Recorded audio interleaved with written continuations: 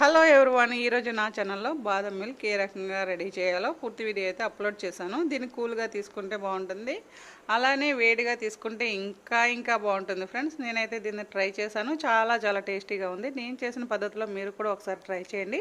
Taste అయితే ఎలా వచ్చిందో కామెంట్ రూపంలో తెలియపరచండి. ఇది నిజానికి ఈ టైంలో కంటే వింటర్ సీజన్లో కానీ రైనీ సీజన్లో కానీ చాలా బాగుంటుంది. ఎందుకంటే కూల్ క్లైమేట్ ఉన్నప్పుడు ఇలాంటి హాట్గా తీసుకుని చాలా టేస్టీగా ఉంటుంది. మైండ్ ఫ్రెష్ అవుతుంది కదా. ఇదైతే కూల్గా తీసుకునే కంటే హాట్గా తీసుకుంటేనే చాలా టేస్టీగా ఉంది. మీరు కూడా ఒకసారి ట్రై చేయండి. నేనైతే బాదం మిల్క్ రెడీ చేయడం కోసం ఈ బాదం మిక్స్ పౌడర్ కూడా తీసుకున్నాను.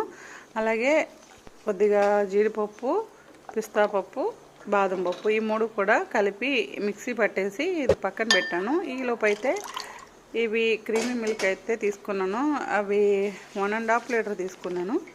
దాంట్లో ఈ బాదం మిల్క్ పౌడర్ ఉంది చూసారు, ఈ పౌడర్ని బాగా ఈ పాల్లో కలిపి మరుగుతున్న పాల్లో వేసేసి అదేవిధంగా మనం మిక్సీ పట్టిన మిశ్రమాన్ని కూడా అందులో వేసి బాగా చిక్కబడే విధంగా దగ్గరికి అయ్యే విధంగా కలుపుతూ అందులో కొద్దిగా షుగర్ కూడా యాడ్ చేయాలి. మనకి టేస్ట్కి సరిపడగా వేసుకుంటే బాగుంటుంది. కొంతమంది ఎక్కువ తినేవాళ్ళు ఎక్కువ వేసుకుంటారు కదా, కొంచెం నాకు తెలిసి ఇందులో తక్కువ వేస్తేనే బాగుందండి. నేనైతే కలర్ కోసం అయితే ఇది ఎల్లో కలర్ని అయితే యూజ్ చేశాను. అది పూర్తిగా ఆప్షనల్ మాత్రమే, మీకు నచ్చితే కనుక వేసుకోవచ్చు, లేదంటే లేదు, అలానే తీసుకోవచ్చు. అంటే కలర్ బాగుంటుందనే ఉద్దేశంతో నేను వేశాను. ఈ కలర్ కోసం కొద్దిగా అయితే కుంకుమ పువ్వు యాడ్ చేస్తే కనుక మంచి కలర్ వస్తుంది. నాకైతే అందుబాటులో లేదు కనుక ఈ ఎల్లో కలర్ని అయితే యూజ్ చేశాను. ఫైనల్గా అయితే బాదం మిక్స్ రెడీ అయిపోయింది ఫ్రెండ్స్. దీన్ని కూల్గా కంటే హాట్గా ఒకసారి ట్రై చేయండి. టేస్ట్ అయితే చాలా బాగుంది.